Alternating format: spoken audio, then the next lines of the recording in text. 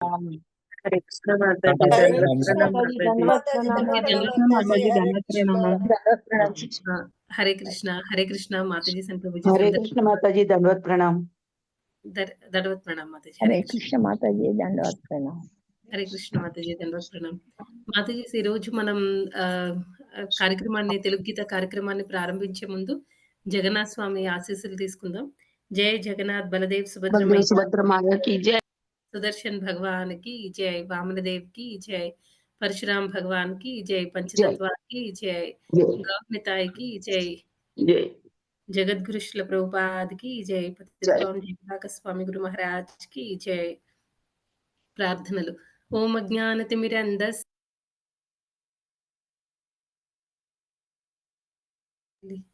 ఓం అజ్ఞానతిమిరంధస్య జ్ఞానాంజనశలాకయా చక్షురున్మిలితం యేన తస్మై శ్రీగురవే నమః. నమో విష్ణుపాదాయ కృష్ణప్రస్థాయ భూతలే శ్రీమతే భక్తివేదాంత స్వామిన్నితి నామినే. నమస్తే సారస్వతే దేవే గౌరవాణి ప్రచారిణే నిర్విశేష శూన్యవాది పాశ్చాత్య దేశతారిణే. जय श्री कृष्ण चैतन्य प्रभु नित्यानंद श्री अद्वैता गदाधरा श्रीवासादि गौरभक्त वृंदा. हरे कृष्णा कृष्णा कृष्णा हरे हरे, हरे राम राम राम हरे हरे.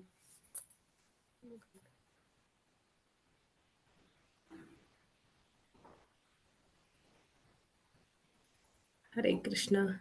ఈరోజు మనం 12వ అధ్యాయం భక్తి యోగం నుండి 15, 16 శ్లోకాలు చూద్దామండి. 15వ శ్లోకం.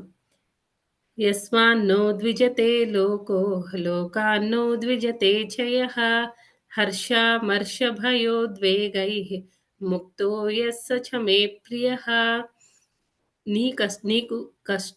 నీ కష్టము కలిగించని వాడును, ఎవరి చేతను కలతకు గురి కాని వాడును, సుఖదుఃఖములందును మరియు భయోద్వేగములందును సమచిత్తునిగా ఉండువాడును అగు మనుజుడు నాకు మిక్కిలి ప్రియుడు. 16వ శ్లోకం. అనపేక్షశుచిర్దక్షః ఉదాసీనో గతవ్యథః సర్వారంభపరిత్యాగి యో మద్భక్తః స మే ప్రియః. అనపేక్షశుచిర్దక్ష ఉదాసీనో గతవ్యథః సర్వారంభపరిత్యాగి యో మద్భక్తః స మే ప్రియః. భావము. సాధారణ కర్మ విధానములను ఆశ్రయింపని వాడును, పవిత్రుడును, సమర్థుడును, ఉదాసీనుడును, సమస్త బాధల నుండి విముక్తుడైన వాడును, ఏదేని ఫలము కొరకై తీవ్ర కృషి చేయని వాడును అగు నా భక్తుడు నాకు మిక్కిలి ప్రియుడు. ఈరోజు మనం 15, 16 శ్లోకాలు చూద్దామండి. అయితే మనకి ఈ చాప్టర్ ఎలా స్టార్ట్ అయిందండి? అర్జునుడు క్వశ్చన్ అడుగుతాడు. ఏది మంచిది అంటే నిరాకార బ్రహ్మాన్ని పూజించాలా? లేకపోతే సాకార రూపంలో ఉన్న భగవంతుడిని పూజించాలా అనే క్వశ్చన్‌తో స్టార్ట్ అవుతుంది. దానికి ఫస్ట్ 7 శ్లోకాల్లో భగవంతుడు దాని గురించి డీటెయిల్డ్‌గా డిస్క్రైబ్ చేశారు. సెకండ్ శ్లోకాలోనే క్లారిటీ ఇచ్చేశారు. సాకార రూపాన్ని మనం భక్తియుత సేవ ద్వారా భక్తియుత సేవ చేయాలి సాకార రూపానికి అనే విషయాన్ని భగవంతుడు సెకండ్ శ్లోకాలోనే కన్ఫర్మ్ చేశారు. నెక్స్ట్ 8th నుంచి 12th శ్లోకాల వరకు అంటే హైరార్కీలో చెప్పుకుంటూ వచ్చారనమాట. డిఫరెంట్ స్టేజెస్ ఆఫ్ భక్తి ఎలాగ ప్రోగ్రెస్ అవ్వాలి అని. ఫస్ట్ ఏం చెప్పారు? ప్యూర్ భక్తి గురించి మాట్లాడారు. తర్వాత ఏం చేయాలి? అలా ఏంటంటే లోయెస్ట్ లెవెల్ వరకు మొత్తం అన్నిటి గురించి భగవంతుడు డీటెయిల్డ్ ఒకటి చేయలేకపోతే ఇంకొకటి అది కూడా చేయలేము. ఇంకొక ప్రాసెస్. అలా డిఫరెంట్ ప్రాసెస్‌ని భగవంతుడు ఎక్స్‌ప్లెయిన్ చేశారనమాట అర్జునుడికి. నెక్స్ట్ 13th నుంచి 19th శ్లోకాల వరకు భగవంతుడేమో ఇంకా ఆయన అంటే మనలో ఎలాంటి క్వాలిటీస్ ఉంటే మనం కృష్ణాని అట్రాక్ట్ చేయగలం. దాని గురించి చెప్పడం స్టార్ట్ చేశారనమాట. మామూలుగా అయితే భగవంతుడేంటండి, కృష్ణ అంటే అర్థం ఏంటి? అందరిని అట్రాక్ట్ చేసేవాడు అని. అలాంటి కృష్ణుడిని అట్రాక్ట్ చేయాలి అంటే మనలో ఎలాంటి క్వాలిటీస్ ఉండాలి? ఆ విషయం గురించి భగవంతుడు చెప్పడం స్టార్ట్ చేశారనమాట. ఇప్పుడు ఈరోజు మనం నిన్న 13, 14 శ్లోకాల్లో కొన్ని క్వాలిటీస్ గురించి తెలుసుకున్నాము. ఈరోజు 15, 16 శ్లోకాల్లో ఇంకా కొన్ని ఎలాంటి లక్షణాలు ఉండాలి మనలో ఉంటే భగవంతుడికి మనం ఇష్టమవుతాం, ప్రియమవుతాము అనే దాని గురించి భగవంతుడు చెప్తున్నారనమాట ఈ శ్లోకాల్లో. 15వ శ్లోకంలో ఏం చెప్తున్నారు? ఉద్విజతే. ఇది చాలా ఉద్విజతే అనే వర్డ్ చాలా ఇంపార్టెంట్ అనమాట. ఇక్కడ ఏమంటున్నారు? కలత చెందకుండా ఉండడం అనమాట. నా ఉద్ ఆహ్, నా ఉద్విజతే అంటే ఎవరైతే కలత చెందకుండా ఉంటారో, వేరే వాళ్ళ వల్ల కానీ, వేరే వాళ్ళని వీళ్ళు కలత చెందకుండా అంటే ఎలా ఏ రకంగానూ డిస్టర్బ్ చేయరనమాట. వీళ్ళు చేసే పనులతో కానీ, మాటలతో కానీ, వేరే వాళ్ళని ఇబ్బంది పెట్టకుండా ఉండడము, వేరే వాళ్ళకి దుఃఖాన్ని కలిగించకుండా ఉంటారనమాట. అలాగా ప్లస్ వేరే వాళ్ళు ఏదైనా దుఃఖాన్ని లేకపోతే డిస్టర్బెన్స్‌ని క్రియేట్ చేసినా, వీళ్ళు ఎలాగా ఆ దుఃఖాన్ని ఓవర్‌కమ్ చేస్తారు. అంటే వాళ్ళు ఓవర్‌కమ్ చేసుకుంటారనమాట. అంటే ఏం పట్టించుకోరసలు. ఆ డిస్టర్బెన్స్‌ని ఒక డిస్టర్బెన్స్ లాగా తీసుకోరు. చాలా ఈజీగా వాళ్ళు దాన్ని దాటుకొని వెళ్ళిపోగలుగుతారనమాట. ఆ డిస్టర్బెన్సెస్‌ని కూడా వాళ్ళు మనసుకి తీసుకోరు. ఎవరైతే ఆ రకంగా ఉంటారో నెక్స్ట్ ఇంకా ఏం చెప్తున్నారండి? హర్ష అంటే సంతోషము. నెక్స్ట్ అమర్ష. అమర్ష అంటే దుఃఖమనమాట. తర్వాత భయము. భయం అంటే తెలుసు కదా! నెక్స్ట్ ఉద్వేగము ఏదైనా ఉద్వేగము ఇలాంటి ఈ 4 వాటిని కూడా ఎవరైతే అధిగమిస్తారో సంతోషమొస్తే జనరల్‌గా ఆహ్, డివోటీస్, నాన్ డివోటీస్ ఎలా ఉంటారో చూద్దాం. డివోటీస్ అయితే భక్తులైతే ఎలా ఉంటారు? సంతోషం వచ్చినా అది ఓకే. కృష్ణ మెర్సీ. నాకు ఈ సంతోషం వచ్చింది. ఓకే. లేకపోతే వాళ్ళు అంటే ఈ భౌతిక విషయాల పట్ల ఏవైనా వాళ్ళకి కోరికలు ఉండవు కాబట్టి భౌతిక పరంగా వాళ్ళకి ఏవైనా సంతోషాలొచ్చినా అది నిజమైన సంతోషంగా వాళ్ళు కన్సిడర్ చెయ్యరనమాట.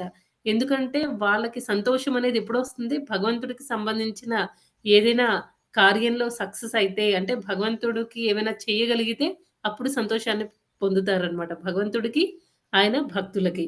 వాళ్ళని సంతోషపెడితే వీళ్ళు సంతోషపడతారు. అదే భౌతికవాదులనుకోండి, వాళ్ళు ఎలా సంతోషాన్ని ఎలా తీసుకుంటారు? వాళ్ళ ఇంద్రియ తృప్తి విషయంలో వాళ్ళకేమైనా మంచి జరిగితే అంటే ఏదైనా వాళ్ళనుకున్నది ఏమైనా సాధిస్తే హ్యాపీగా ఫీలవుతారు. దుఃఖం అనేది ఎప్పుడొస్తుంది? అమర్ష అంటే దుఃఖం కదా! అదెప్పుడొస్తుంది అంటే ఈ భౌతికవాదులకైతే వాళ్ళెప్పుడైనా వాళ్ళనుకున్నది అనుకున్నట్టు జరగకపోయినా, లేకపోతే వాళ్ళని ఎవరైనా ఏమైనా అన్నా ఆ వాళ్ళు దుఃఖం ఎక్కువ బాధపడిపోతారనమాట. అంటే వాళ్ళకి ఇంద్రియ తృప్తి అనేది వాళ్ళేదో ఎక్స్‌పెక్ట్ చేస్తారు. నా వాళ్ళ ఇంద్రియాల్ని తృప్తిపరుచుకోవడానికి. అవి జరగలేదు. అవి జరగనప్పుడు వాళ్ళకి దుఃఖం అనేది వస్తుందనమాట. అదే భక్తులకనుకోండి భౌతిక పరంగా వాళ్ళు ఏం జరిగినా సరే వాళ్ళు చాలా సమచిత్తంగా ఉంటారనమాట. చాలా నార్మల్‌గా ఉంటారు. ఏమి జరగనట్టే ఉంటారు. కానీ భగవంతుడికి సరిగ్గా సేవ చేయలేదేమో, లేకపోతే భక్తులకి ఏమైనా తక్కువ జరిగినా, లేకపోతే వేరే భక్తులు ఎవరైనా సఫర్ అవుతున్నా, అలాంటప్పుడు వాళ్ళు దుఃఖాన్ని పొందుతారనమాట. అంటే వాళ్ళని వాళ్ళెప్పుడు సెంటర్ చేసుకోరు. కృష్ణ భక్తుల గురించి మాత్రమే వాళ్ళు ఆలోచిస్తారు. వేరే వేరే భక్తులకి ఏమైనా ప్రాబ్లమొస్తే, అయ్యో! ఈ ప్రాబ్లమ్ నుంచి వాళ్ళు ఎలాగైనా బయటపడాలి అని ప్రార్థనలు చేస్తారు. అంతేకాని వాళ్ళు సుఖానికి, దుఃఖానికి వాళ్ళు ఎక్కువ సంతోషపడిపోరు. అలా అని ఎక్కువ బాధ కూడా పడరనమాట. నెక్స్ట్ ఇంకా ఏంటి భయము. ఎప్పుడు ఈ భయమనేది కూడా ఈ భక్తులకి జనరల్‌గా ఉండదు. వాళ్ళు అభయంగా ఉంటారనమాట. ఎందుకంటే ఎప్పుడు కృష్ణ ఎప్పుడు నా లైఫ్‌లో ఉన్నాడు. ఎప్పుడు నన్ను చూసుకుంటాడు అనే ఒక ధైర్యం ఉంటుందనమాట వాళ్ళకి. చిన్న పిల్లలకి పేరెంట్స్ మీద తల్లిదండ్రుల మీద ఏ రకంగా అయితే వాళ్ళకి పూర్తి విశ్వాసం ఉంటుందో తర్వాత వాళ్ళు భయపడరనమాట. భయపడకుండా చాలా నార్మల్‌గా ఉంటారు. ఎందుకంటే వాళ్ళకి నా తల్లిదండ్రులున్నారు కదా! వాళ్ళు ప్రొటెక్ట్ చేస్తారు. వాళ్ళు నన్ను రక్షిస్తారు అనే ఒక ధీమా అన్నమాట. వాళ్ళసలు ఆలోచించరు. ఈవెన్ భక్తులు కూడా అంతే అన్నమాట. వాళ్ళ లైఫ్‌లో ఎలాంటి ప్రాబ్లమ్స్ వచ్చినా లేకపోతే ఎలాంటి పరిస్థితిలో ఉన్నా సరే ఇప్పుడు 'ప్రహ్లాద్ మహారాజ్' చూడండి. ఎన్నో సార్లు హిరణ్యకశిపుడు ఎన్నో సార్లు రకరకాలుగా ఇబ్బంది పెట్టాడు. అయినా సరే ఏ మాత్రం డిస్టర్బెన్స్ లేదు. జస్ట్ ఎలాంటి సిట్యుయేషన్‌లో ఉన్నా సరే, ఆఖరికి తన ప్రాణం మీదకొచ్చినా సరే అది సొంత తండ్రి ఆయన ఆ రకంగా అన్ని రకాలుగా కష్టాలు పడుతున్నా, ఎప్పుడు కూడా ఏ రకంగానూ కలత చెందలేదు. చాలా నార్మల్‌గా భగవంతుడి మీద పూర్తిగా భగవంతుడి యొక్క నామాన్ని తీసుకుంటూ అన్ని పరిస్థితుల్లో కూడా ఎలాంటి డిస్టర్బెన్స్‌కి గురి కాకుండా చాలా బాగా ఆ సిట్యుయేషన్స్ అన్నిటిని కూడా హ్యాండిల్ చేసుకోగలిగాడనమాట. ఆ రకంగా భక్తులెప్పుడు కూడా అభయంగా ఉంటారు. వాళ్ళకి భయమనేది ఉండదు. నెక్స్ట్ ఇంకా ఏంటి ఉద్వేగః. ఇవ్ ఆహ్, ఉద్వేగః అంటే వాళ్ళకి ఎలాంటి ఉద్వేగాలకు కూడా వాళ్ళు గురి కాకుండా ఉంటారనమాట. వేరే వాళ్ళు కూడా జనరల్‌గా ఇప్పుడు ఈ హ్మ్, వేరే జీవులు కూడా ఈ భగవంతుడి యొక్క భక్తుల పట్ల అదే రకంగా చాలా ప్రియంగా ఉంటారనమాట. అందరూ కూడా ఈ భగవంతుడి యొక్క భక్తుల్ని కూడా ఇష్టపడతారు. ఈవెన్ జంతువులు కూడా ఒక రకంగా చెప్పాలంటే భగవంతుడి భక్తుల్ని చాలా ఇష్టపడతారనమాట. ఒకవేళ ఎవరైనా భగవంతుడి భక్తుల్ని ఇష్టపడట్లేదు, ద్వేషిస్తున్నారు అనంటే వాళ్ళలో రాక్షస ప్రవృత్తి చాలా ఎక్కువగా ఉన్నట్టు. అలాంటి వాళ్ళు మాత్రమే భగవద్భక్తుల్ని ఇష్టపడరనమాట. జనరల్‌గా అయితే ఇప్పుడు 'హరిదాస్ ఠాకూర్' ఉన్నారనుకోండి. 'హరిదాస్ ఠాకూర్' ఎక్కడుండేవాళ్ళంటే ఒక గుహలో ఉండేవాళ్ళు కదా! ఆ గుహలో ఉండేటప్పుడు ఆ గుహలో ఉండి ఆయన భగవంతుడి యొక్క నామాన్ని అలా కంటిన్యూయస్‌గా జపం చేస్తూ ఉండేవాళ్ళు. ఆ ఊర్లో ఉన్న వాళ్ళందరూ 'హరిదాస్ ఠాకూర్‌ని' దగ్గరికి వచ్చి కలిసి ఏవైనా మాట్లాడేవాళ్ళు ఆ గుహ దగ్గరకొచ్చి. అప్పుడు వాళ్ళు చెప్పేవాళ్ళనమాట. ఇక్కడ ఓ పెద్ద స్నేక్ ఉంది కదా! ఆ గుహ యాక్చువల్‌గా ఒక పాముకి ఇల్లనమాట. ఆ పాము అందులో ఉండేది. ఆ గుహలో. అయితే ఊర్లో వాళ్ళందరూ వచ్చి హరిదాస్ ఠాకూర్‌కి చెప్పేవాళ్ళు. "ఆ పాము కూడా ఇక్కడే ఉంది కదా! అది ఏ టైంలో అయినా సరే నిన్నేమైనా చేయొచ్చు. ఎందుకిక్కడ ఉంటున్నావు? నువ్వు వెళ్ళిపో ఇక్కడి నుంచి" అంటే హరిదాస్ ఠాకూర్ చెప్తారనమాట. "నే ఏం కాదు. నాకు ఆ పాము నన్నేమి చేయదు. ఒకవేళ ఆ పాము నా దగ్గరికొచ్చి ఏమైనా చేసేటట్టుంటే నేనే ఆహ్, ఖాళీ చేసి వెళ్ళిపోతాను ఇక్కడి నుంచి" అని చెప్తారనమాట. ఆ పాము అది వింటుంది. విని ఏం చేస్తుంది, ఓకే. నేనిక్కడ ఉండడం వల్ల హరిదాస్ ఠాకూర్‌కి తర్వాత మిగతా వచ్చే వాళ్ళందరికీ ఇబ్బంది. నేనిక్కడి నుంచి హరిదాస్ ఠాకూర్‌ని ఇబ్బంది పెట్టకూడదు. ఆయన ఇక్కడే ఉండాలి. ఇక్కడే హరినామాన్ని జపించుకోవాలి. నేనే ఇక్కడి నుంచి వెళ్ళిపోతానని చెప్పేసి అది దాని ఇంటిని కూడా వదిలేసి ఆ పాము అక్కడి నుంచి వెళ్ళిపోతుందనమాట. అంటే భగవంతుడు భక్తులు ఎంత మంచిగా ఉంటారంటే, వాళ్ళని చూస్తే ఎలాంటి వాళ్ళకైనా సరే మనసు మారిపోతుందనమాట. ఇప్పుడు మనం శ్రీల ప్రభుపాదుల వారిని చూసామనుకోండి. శ్రీల ప్రభుపాద్ కూడా అంతే కదా! చాలా మంది హిప్పీస్‌ని ఆయన మార్చారు. వాళ్ళందరినీ కూడా భక్తి మార్గంలో తీసుకొనొచ్చారు. మామూలుగా అయితే వాళ్ళకి ఎలాంటి మంచి అలవాట్లు ఉండవు. మంచి ఫ్యామిలీస్ నుంచి వచ్చిన వాళ్ళే. కానీ మంచి హ్యాబిట్స్ లేవు. ఇంట్లో వాళ్ళు కూడా వాళ్ళని బయటికి పంపించేసి అలా ఆ స్టేజ్‌లో ఉన్నవాళ్ళు. డ్రగ్స్‌కి అలవాటైపోయి చాలా హీనమైన జీవితాన్ని గడిపే వాళ్ళు కూడా ప్రభుపాద్‌ని చూసి ఒక్కొక్కళ్ళు ఫస్ట్‌లో అంతా వాళ్ళు ప్రభుపాద్‌ని అసలు ఏమి పట్టించుకోకుండా మిగతా వాళ్ళందరితో ఎలా బిహేవ్ చేసేవాళ్ళు. ప్రభుపాద్‌తో కూడా అలాగే ఉండేవాళ్ళు. తర్వాత స్లోగా ఏంటంటే ఈ స్వామీజీ మామూలు ఆయన కాదు. చాలా మనవి మనల్ని ఎంతగా ఇష్టపడుతున్నారు. ఈవెన్ మన ఇంట్లో వాళ్ళు కూడా మనల్ని వదిలేసారు. కానీ స్వామీజీ మాత్రం మనకి మంచి చేయడానికి చూస్తున్నారు అని వాళ్ళు అర్థం చేసుకుంటారనమాట. స్టార్టింగ్ డేస్‌లో ఎలా ఉండేది, ఆఖరికి టాయిలెట్ దగ్గర కూడా ప్రభుపాద్ మిగతా హిప్పీస్‌తో అంటే అది కామన్ వాష్‌రూమ్ అనమాట. అందరూ హిప్పీస్ వాడుకునేవాళ్ళు. ప్రభుపాద్ కూడా సేమ్ టాయిలెట్ యూజ్ చేయాల్సొచ్చేది. అప్పుడు అందరితో పాటు ప్రభుపాద్ కూడా లైన్‌లోనే నించునేవాళ్ళు. అంతేగాని ప్రభుపాద్ ఎప్పుడు నేను అంటే నేను పెద్ద స్వామీజీని. నాకు ఆధ్యాత్మికంగా నేను చాలా ఉన్నతమైన స్థితిలో ఉన్నాను. ఈ దేశం వచ్చి నేనిక్కడ వీళ్ళందరితో ఎందుకు నేనిలా ఉండాలి అని ఎప్పుడు ఆయన అనుకోలేదనమాట. ఎలాంటి సిట్యుయేషన్‌లో అయినా సరే చాలా ధీరహ అని మనం సెకండ్ చాప్టర్‌లో చూసాం కదా! చాలా చాలా నార్మల్‌గా అన్నమాట. ఎలాంటి సిట్యుయేషన్‌లో అయినా ఏ డిస్టర్బెన్స్ లేకుండా ఎక్కువ టెన్షన్ తీసుకోకుండా నార్మల్‌గా అన్నిటిని హ్యాండిల్ చేసుకున్నారు ప్రభుపాద్ కూడా. ఎప్పుడూ అంటే ఆ క్యూ లైన్‌లో నిలబడేటప్పుడు వాష్‌రూమ్ కోసం ప్రభుపాద్ కూడా అలాగే అందరితో పాటు క్యూ లైన్‌లో నించునేవాళ్ళు. తర్వాత వాళ్ళు కూడా అయ్యో! స్వామీజీ వచ్చి మాతో పాటు ఇక్కడ క్యూ లైన్‌లో నించున్నారు. అలా ఎందుకు స్వామీజీ మీరు ఫస్ట్ వెళ్ళండి. మనమైతే జనరల్‌గా ఏం చేస్తాము భారతీయులు స్వామీజీలు ఎవరైనా వస్తే వాళ్ళు మంచా, చెడా ఇవన్నీ సెకండరీ. ఫస్ట్ మనం వేసుకున్న డ్రెస్‌కే మనం వెంటనే అయ్యో! వీళ్ళు పెద్దవాళ్ళలాగా ఉన్నారు. పోనీ అది కూడా కాదు. ఏజ్ వైస్ అయినా మనం చూసి వాళ్ళని గౌరవించడానికి ట్రై చేస్తాం. కానీ వాళ్ళతో పాటు ప్రభుపాద కూడా నించున్నా వాళ్ళేం అంటే ఏం ఫీల్ అయ్యేవాళ్ళు కాదు. ఓకే. నించున్నారు సరే అని అనుకునేవాళ్ళు. ఆ ప్రభుపాద్ టర్న్ వచ్చినప్పుడే ప్రభుపాద్ వాష్‌రూమ్‌ని యూజ్ చేసుకునేవాళ్ళు. అయితే అలా స్లోగా ప్రభుపాద్‌ని చూసి, ప్రభుపాద్ చూపిస్తున్న ప్రేమకి, వాటికి వాళ్ళు చాలా ఆకర్షణకి గురయ్యారనమాట. మాలో ఏముందని ఇంత ప్రత్యేకత ప్రభుపాద మమ్మల్ని ఎంత బాగా చూసుకుంటున్నారా అని చెప్పేసి నెక్స్ట్ ఇంకా సరే స్వామీజీ మీరు ఫస్ట్ యూజ్ చేసుకోండి. తర్వాత మేము వెళ్తాం అని. తర్వాత ఫస్ట్‌లో అంతా ప్రభుపాదే వంట చేసి వాళ్ళందరికీ ప్రసాదం డిస్ట్రిబ్యూట్ చేయడం. వాళ్ళందరూ తినేసి వెళ్ళిపోయిన తర్వాత ఆ ప్లేట్లు కడగడము, అక్కడ ప్లేస్ అంతా క్లీన్ చేయడం. అదంతా ప్రభుపాదే ఫస్ట్‌లో చేసుకునేవారు. స్లోగా వాళ్ళలో అదంతా మన కల్చర్ ఎలా ఉంటది, వాళ్ళ కల్చర్ డిఫరెంట్‌గా ఉంటుంది. మన మన చిన్నప్పటి నుంచి మనం ఎలా పెరిగాము, ఆహ్, అంటే పెద్దవాళ్ళని గౌరవించాలి. మన ఎదురుగా ఆహ్, వాళ్ళు పని చేస్తూ ఉంటే మనం పని తీసుకోవాలి. అంతేకాని వాళ్ళతో చేయించుకోకూడదు.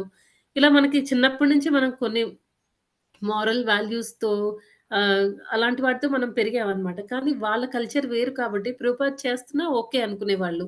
తర్వాత స్లోగా వాళ్ళకి అర్థమైందనమాట మేము చేస్తున్నది తప్పని. ఆ రకంగా ప్రభుపాద్ ఎంతో ఓర్పుగా ఉండి అందరిని కలుపుకుంటూ ప్రభుపాద్ ఏం చేశారు, ఒక పెద్ద ఇస్కాన్ సంస్థని స్థాపించగలిగారనమాట. అంటే డివోటీస్‌లో అయితే అలాంటి క్వాలిటీస్ ఉంటాయో అవి భగవంతుడిని బాగా అట్రాక్ట్ చేస్తాయన్నమాట. ఇక్కడ ఏ క్వాలిటీస్ చెప్పారంటే వేరే వాళ్ళ వల్ల వేరే వాళ్ళని వీళ్ళు డిస్టర్బ్ చేయరు. ఒకవేళ వేరే వాళ్ళు వీళ్ళని ఆహ్, ఆహ్, డివోటీస్‌ని డిస్టర్బ్ చేయడానికి ట్రై చేసినా వీళ్ళు ఏ రకంగా కూడా డిస్టర్బ్ అవ్వకుండా చాలా ఆహ్, మామూలుగా ఉంటారనమాట. అంతే కాకుండా సుఖాన్ని, దుఃఖాన్ని అన్నిటిని కూడా సమానంగా తీసుకోగలుగుతారు. భయం అనేది ఉండదు. అభయంగా ఉంటారు వాళ్ళెప్పుడు. ఎందుకంటే వాళ్ళకి తెలుసనమాట. క్లియర్‌గా ఒకటి తెలుసు. మనల్ని ప్రొటెక్ట్ చేసేది ఎవరైనా ఉన్నారు అనంటే అది భగవంతుడు. చరణాల్ని మనం పట్టుకుంటేనే భగవంతుడు పాద పద్మములకు మన సేవ చేస్తేనే మనకదే కంప్లీట్ ప్రొటెక్షన్ అనమాట. భగవంతుడి పాద పద్మములు మాత్రమే మనకి కంప్లీట్ ప్రొటెక్షన్. ఆయనొక్కళ్ళే మనల్ని రక్షించగలరు అని వాళ్ళకి 100% విశ్వాసంతో ఉంటారు. అందుకే వాళ్ళు చాలా అభయంగా ఉండగలుగుతారు. నెక్స్ట్ ఎలాంటి ఉద్వేగాలకి కూడా గురికారనమాట. అది. తర్వాత ఇంకా ఏంటంటే వాళ్ళ లైఫ్‌ని కూడా వాళ్ళు చాలా సింపుల్‌గా ఉంచుకుంటారనమాట. అంతేకాని పెద్ద పెద్దవి ఏవైనా అంటే ఇక్కడ ప్రభుపాదులు వారు ఎగ్జాంపుల్ ఇచ్చారు.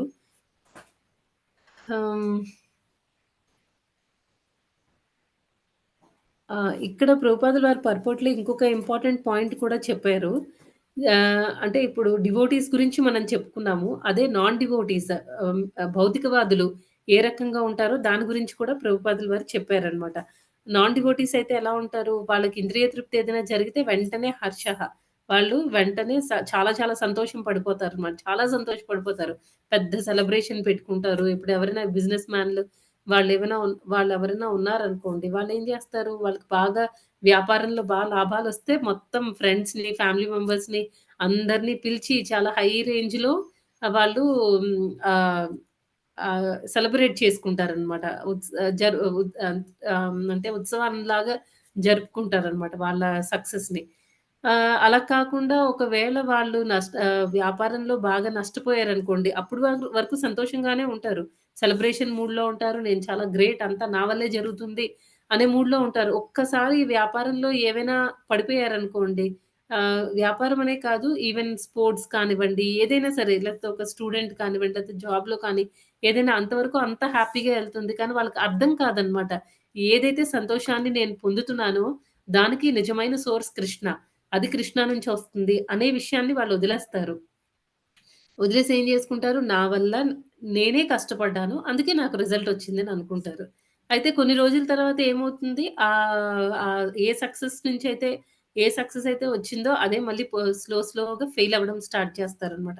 కంప్లీట్‌గా ఫెయిల్ అయిపోతారు. ఒకవేళ బిజినెస్ మ్యాన్ అయితే ఆయనకి అంతవరకు వచ్చిన లాభాలన్నీ పోయి నష్టాలు రావడం స్టార్ట్ చేస్తాయి. ఆఖరికి ఉన్న ఆస్తులు కూడా అమ్ముకునే స్టేజ్‌కి వస్తారనమాట. అలాంటప్పుడు ఏం జేస్తారు, వాళ్ళు తట్టుకోలేరనమాట. ఎందుకు అక్కడ ఆహ్ వాళ్ళు ఇంద్రియ భోగం చూస్తున్నారు. తర్వాత కృష్ణాని సెంటర్‌లో పెట్టుకోలేదు. ఒ అప్పుడు వాళ్ళెలా ఆలోచిస్తారు? ఇంకా నా లైఫ్ అయిపోయింది. ఇంక నాకింకేం మిగలలేదు. నాకు చావు ఒకటే కరెక్ట్ అనేసి ఇంక వాళ్ళు చచ్చిపోవడానికి కూడా రెడీ అయిపోతారనమాట. ప్రాబ్లమ్ అక్కడేంటి? సంతోషం వచ్చినప్పుడు సెలబ్రేట్ చేసుకున్నారు. ఫెయిల్ అయినప్పుడు వాళ్ళు మొత్తం అంతా ఇంక ఏం లేదు జీవితం అంతా అయిపోయింది. అదే లాస్ట్ రోజు అన్నట్టు ఫీల్ అయిపోతున్నారు. అదే భగవంతుడి యొక్క భక్తులైతే అలాంటి సిట్యుయేషన్స్‌లో కూడా సంతోషం వచ్చినప్పుడు దానికి సోర్స్ కృష్ణయే. ఒకవేళ వాళ్ళకి దుఃఖం వచ్చినప్పుడు నేను పూర్వజన్మలో చేసిన కర్మల ఫలితం నేనిప్పుడు అనుభవిస్తున్నాను. అట్‌లీస్ట్ ప్రాణమైనా మిగిలింది కదా! ఓకే. కృష్ణకి సేవ చేసుకోవచ్చు. అలాగా ఆ రకంగా పాజిటివ్‌గా ఆలోచిస్తారనమాట. నెగెటివ్ సిట్యుయేషన్‌లో కూడా పాజిటివ్‌గా ఆలోచించుకొని మళ్ళీ సక్సెస్ అవ్వచ్చు. అలా ఉంటారనమాట. కానీ ఇక్కడ వీళ్ళు మాత్రం కంప్లీట్‌గా లైఫ్‌ని ఎండ్ చేసేసుకుంటారు.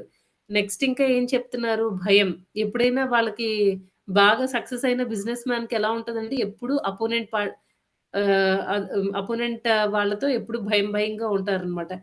అమ్మో! ఏ టైంలో ఏం జరుగుతుందో? వాళ్ళొచ్చి నేనేదో ఫార్ములా కనిపెట్టాను సక్సెస్ అయ్యాను. వాళ్ళు అంతకంటే మంచిది కనిపెట్టేస్తారేమో! నాకంటే ఎక్కువ టర్నోవర్ వస్తుందేమో! నాకంటే ఎక్కువ లాభాలొస్తాయేమో! ఇలా ఎప్పుడు లేకపోతే నా దగ్గర ఉన్నది వాళ్ళకిచ్చేయాల్సొస్తుందేమో! ఇలా ఎప్పుడు టెన్షన్‌గా, భయంగా ఉంటారనమాట.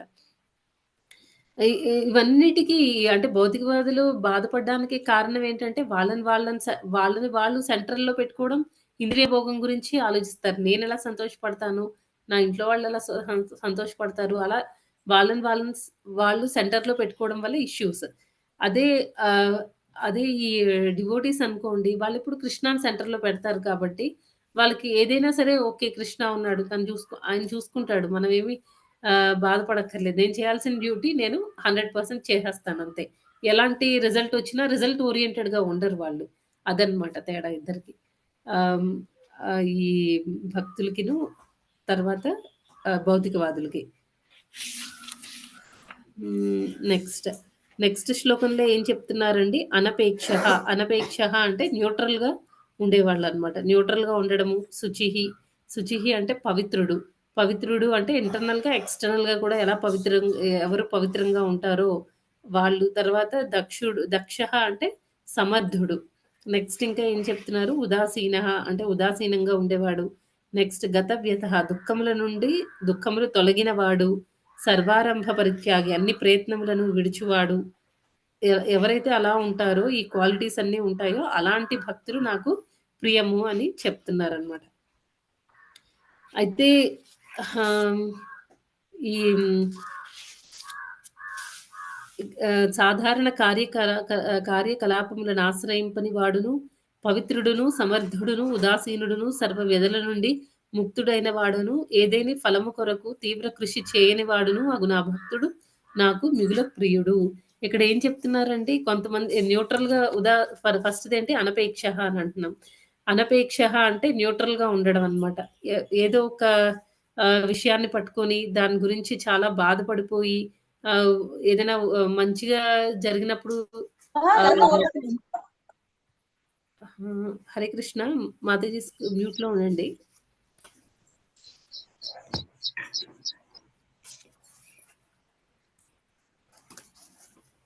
ఆహా! ఎవరైనా ఇప్పుడు దేని పట్ల కూడా వాళ్ళకి చాలా ఇంట్రెస్ట్ ఉండదనమాట. అంటే ఇప్పుడు ఏది అవసరం నిమిత్తము కృష్ణుడిని అంటే భగవంతుడిని సాటిస్ఫై చేయడం కోసం ఏదైనా వాళ్ళు చేస్తూ ఉంటారనమాట. ఇక్కడ ప్రభుపాదుల వారు ఏం చెప్తున్నారు? భక్తులకు ఎవరైనా ధనమును అర్పించవచ్చును. కానీ అతడు మాత్రము దాన్ని పొందుటకు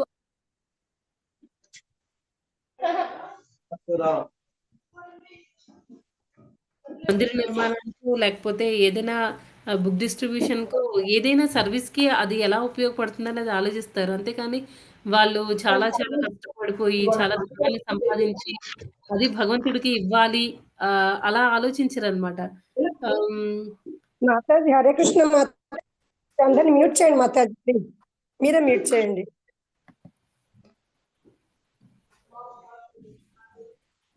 అక్కడ చూసాను అన్ని ప్రతిదీ బయటికి.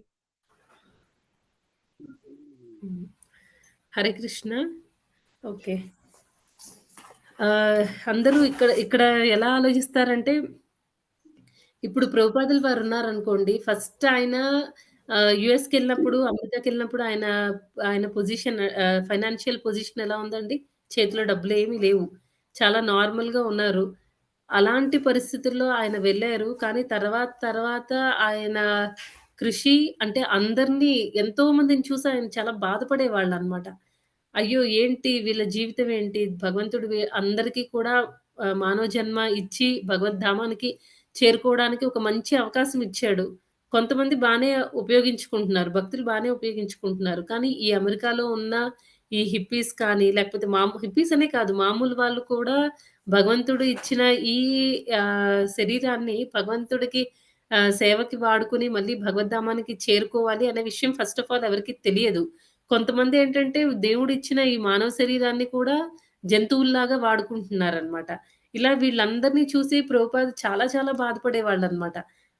బాధపడి ఆయన చాలా కృషి చేసి అందరిని కూడా మళ్ళీ చాలా మంది జీవితాన్ని మార్చారనమాట ప్రభుపాద. ఇస్కాన్‌ని స్థాపించి అక్కడ కీర్తనలు, క్లాసులు అవి పెట్టి చాలా చాలా ఎక్కువగా ప్రచారం చేశారనమాట ప్రభుపాద. చేసిన తర్వాత ఒక జీరోతో అంటే ₹40తో వెళ్ళిన ప్రభుపాద చాలా 108 టెంపుల్స్‌ని త్రూ ఔట్ వరల్డ్ ఆయన చాలా సార్లు 12 టైమ్స్ అలా ట్రావెల్ చేసి ఆయన మొత్తం చాలా టెంపుల్స్‌ని కన్‌స్ట్రక్ట్ చేశారు. చాలా ఆహ్, అంటే టెంపుల్స్‌ని కన్‌స్ట్రక్ట్ చేయడం ఇదంతా ఫైనాన్షియల్‌గా ఆయన కొంత సంపాదించినట్టే కదండీ! అలాంటప్పుడు కూడా అంటే జీరోలో ఉన్నప్పుడు కూడా ప్రభుపాద అలాగే ఉన్నారు. అంత ఆస్తులకి ఆయన ఆస్తుల్ని ఆయన సంపాదించి భగవంతుడి సేవలో వాడుతున్నప్పుడు కూడా ఆయన చాలా నార్మల్‌గానే ఉన్నారనమాట. అంటే ఆ అటాచ్‌మెంట్ లేదు. లేనప్పుడు ఆయన బాధ పడిపోలేదు. అసలు ₹40తో నేను అమెరికా వెళ్లి నేనెలా ప్రీచింగ్ చేస్తాను అని ప్రభుపాద్ డౌట్ కూడా పడలేదనమాట. ఓకే. ప్రభుపాద్ ఏమంటారంటే, "నేను నీ చేతిలో తోలుబొమ్మని నువ్వెలాగ ఆడిస్తే అలాగ ఆడతాను" అని భగవంతుడికి ప్రార్థన చేశారనమాట. ఎలాంటి అటాచ్‌మెంట్ లేదు. ధనం వచ్చిన రోజు ఆయన అలాగే ఉన్నారు. ధనం లేని రోజు కూడా ఆయన అలాగే ఉన్నారనమాట. ఆయన అది ప్రభుపాద గొప్పతనం.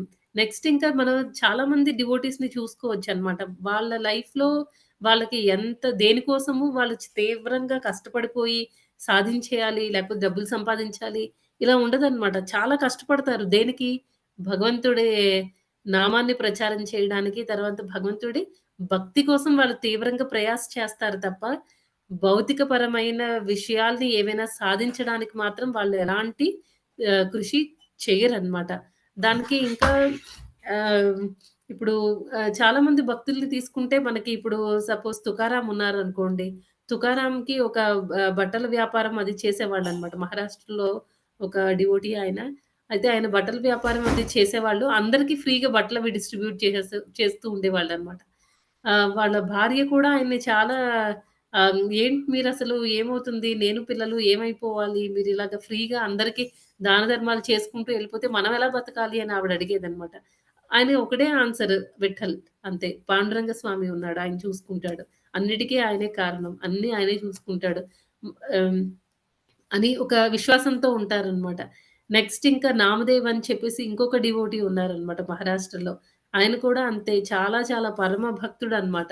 ఆయన భార్య ఆయనకి ఈయనెప్పుడు చూసినా సరే హరినామ సంకీర్తనలో భగవంతుడి నామాన్ని ఎప్పుడు జపించడంలో ఆయన కంప్లీట్‌గా మునిగిపోయి ఉండేవాళ్ళనమాట. ఒక్కొక్కసారి ఇంటికి కూడా వచ్చేవాళ్ళు కాదు. ఎప్పుడు ఊర్లో అక్కడ ఇక్కడ ఏదో ఒక కొండ దగ్గరో లేతే ఏ చెట్టు దగ్గరో కూర్చొని ఆయన ఎప్పుడు నామాన్ని జపించడము, నృత్యం చేయడము ఇలాగే ఉండేవాళ్ళనమాట.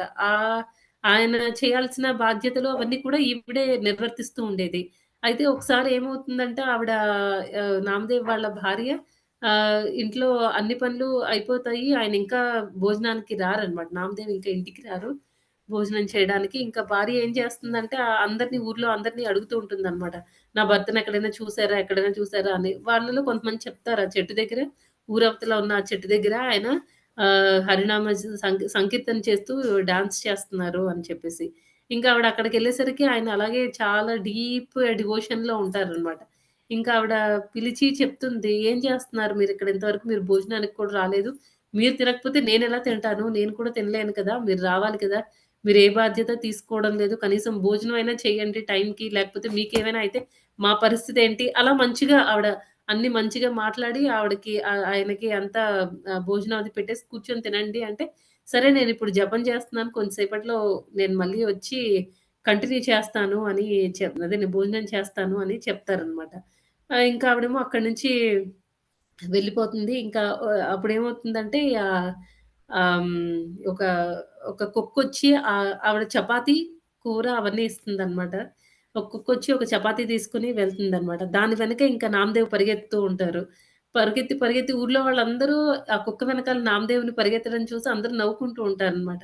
ఇదేంటి ఈయన ఇలా చేస్తున్నాడు, అంత భక్తుడంటాడు, ఒక చపాతీ కోసమని కుక్క వెంట పడుతున్నాడు అని చెప్పేసి అందరూ ఆయన్ని విచిత్రంగా చూస్తూ ఉంటారు. ఆ కుక్క అలా ఇంకా పరిగెత్తి, పరిగెత్తి ఒక మార్కెట్ ప్లేస్‌లోకి వెళ్తుంది. ఇంకా ఆయన కూడా పరిగెత్తి మొత్తానికి ఆ కుక్కని పట్టుకుంటాడనమాట. కుక్కని పట్టుకొని, "అయ్యో! నువ్వేంటి ఇలా చేస్తున్నావు? నా భార్య నాకు చపాతీ ఇచ్చింది."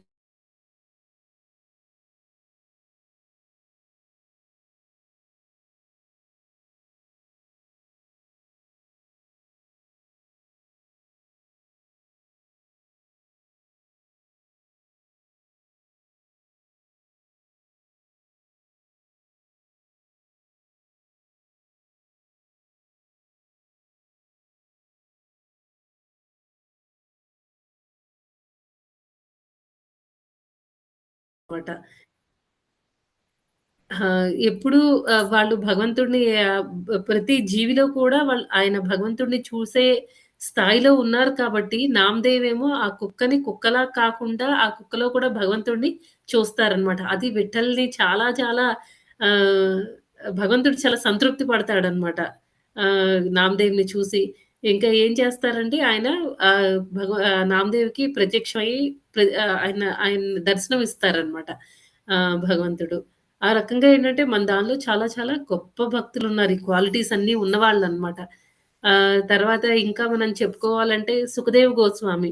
అంటే వినయం అనే దానికి ఆహ్, రకరకాల అంటే వాళ్ళు ఎంత ఎత్తుకి ఎదిగినా వాళ్ళకెంతో జ్ఞానం ఉన్నప్పటికీ కూడా వాళ్ళు చాలా నార్మల్‌గా ఏమీ లేనట్టు ఏదైనా ఉన్నా సరే ప్రతీది కూడా భగవంతుడికి అర్పణం, భగవంతుడికే సొంతము. నాకున్న ప్రతీది కూడా భగవంతుడిదే అన్నట్టు అంత డీప్ లెవెల్ ఆఫ్ డివోషన్‌లో ఉంటారనమాట.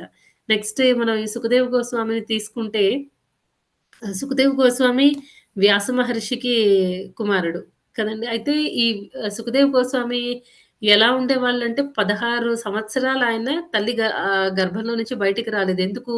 మాయ మాయ ఎక్కడ నన్ను నేనెక్కడ మాయ కంట్రోల్‌లోకెళ్ళిపోతానో అని ఆయనకి భయమనమాట. అందుకని ఆయన తల్లి గర్భంలో 16 సంవత్సరాల వరకు బయటికి రాకపోతే ఇంకా వ్యాస మహర్షి వెళ్లి భగవంతుడిని శ్రీకృష్ణ పరమాత్మని తీసుకొనొస్తారనమాట.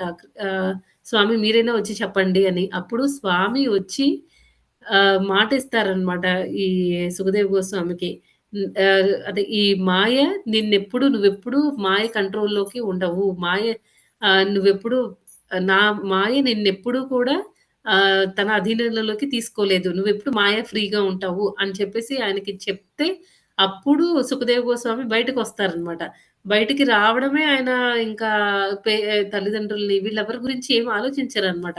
డైరెక్ట్‌గా అడవుల్లోకెళ్ళిపోయి ఆ భగవంతుడు కోసం అలాగా అంటే భగవంతుడి గురించి తెలుసుకోవాలి అనుకుంటూ ఉంటారు. అదంతా సెకండరీ. మళ్ళీ ఇప్పుడు మనం నెక్స్ట్ సుఖదేవ్ గోస్వామి ఏం చేస్తారండి, అందరికి ఈ భాగవత జ్ఞానం పరీక్షిత్ మహారాజ్‌కి ఇస్తుంటారు గదా! ఆ ఇచ్చే టైంలో అక్కడ ఎవరెవరు ఉంటారంటే ఆ సభలో అంటే ఆ మీటింగ్ ప్లేస్‌లో ఎవరెవరు ఉంటారంటే ఆయన తండ్రి అంటే ఈ సుఖదేవ్ గోస్వామి తండ్రి వ్యాస మహర్షి, ఆ వ్యాస మహర్షి తండ్రి పరాశర ముని, నారదుడు ఇలా గొప్ప గొప్ప వాళ్ళందరూ కూడా ఎంతో మంది సేజెస్.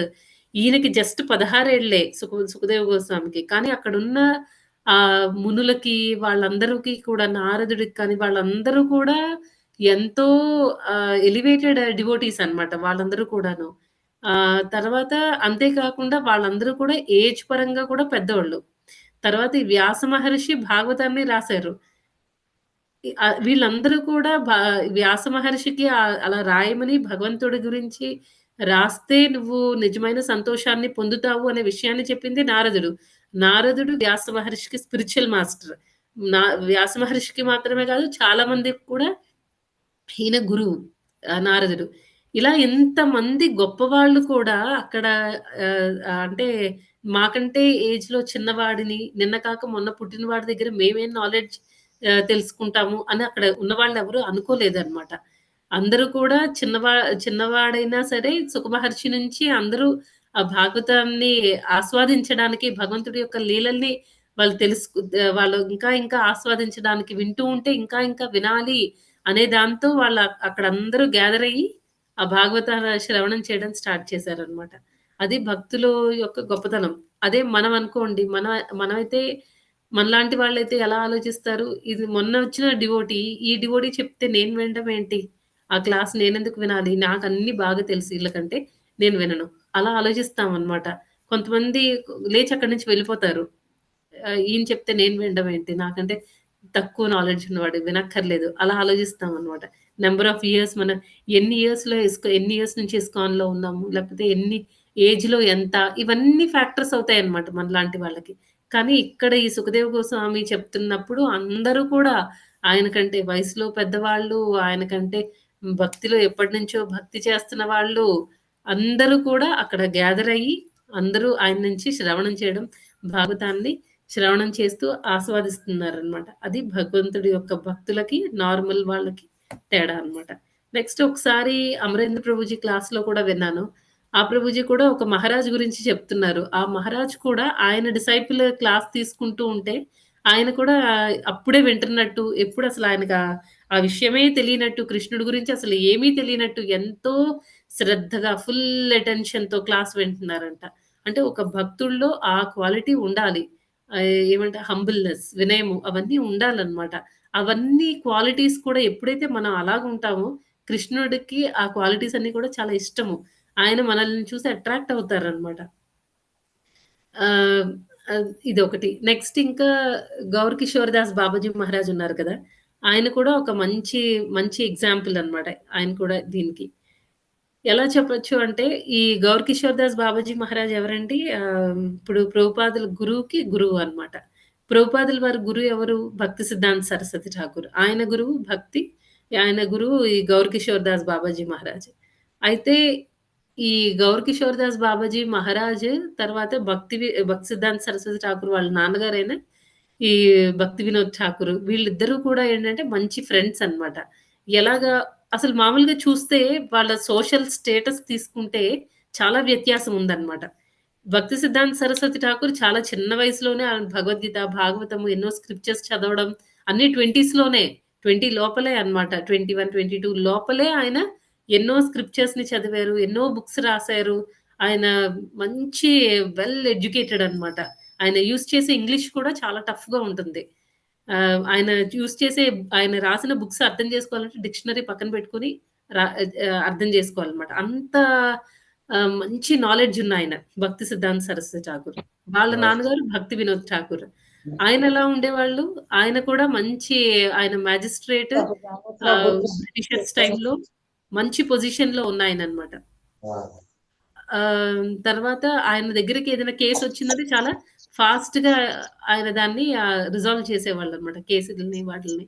అందుకే ఆయన ఏది చెప్పినా సరే బ్రిటిషర్స్ కాదనేవాళ్ళు కాదు. ఎందుకంటే ఆయన మీద అంత ఆయన మాట మీద కానీ, ఆయన చేసే పని మీద కానీ వాళ్ళకంత నమ్మకం ఉండేది. అలాంటి భక్తి వినోద్ ఠాకూర్ తర్వాత ఈ గౌర్ కిషోర్ దాస్ బాబాజీ మహారాజ్ ఎవరంటే ఆయన ఇల్లిటరేట్ అన్నమాట.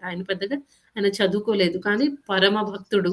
చాలా భక్తిలో ఆయన ఒక రేంజ్‌లో ఉన్నారన్నమాట. ఇప్పుడు ఈ భక్తి వినోద్ ఠాకూర్ తర్వాత ఈ గౌర్ కిషోర్ దాస్ బాబాజీ మహారాజ్ వీళ్ళిద్దరి మధ్య మంచి సాన్నిహిత్యం ఉండేది. ఎందుకంటే ఇద్దరికీ కామన్‌గా ఒకటుంది. అది భక్తి అన్నమాట. కృష్ణ. సో వాళ్ళిద్దరూ ఈ భక్తి వినోద్ ఠాకూర్ గౌర్ కిషోర్ దాస్ బాబాజీ మహారాజ్ దగ్గరికి వెళ్లి ఆయన సాంగత్యం తీసుకునేవాళ్ళు. ఎందుకంటే అంటే దీన్ని బట్టి మనకేం తెలుస్తుంది? మనం మన సోషల్ స్టేటస్ ఎంత హై లెవెల్‌లో ఉన్నా మనం పెద్ద గ్రేట్ ఫిలాసఫర్స్ అయిపోయినా, ఒక పెద్ద సైంటిస్ట్ అయిపోయినా, ఒక కంట్రీకి మనం ప్రైమ్ మినిస్టర్ అయిపోయినా సరే,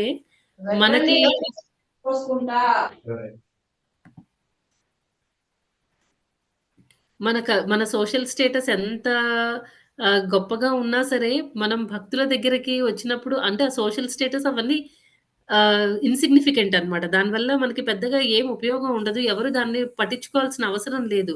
భక్తి ఏం చేస్తున్నామో అదొక్కటే మనతో వస్తుందన్నమాట.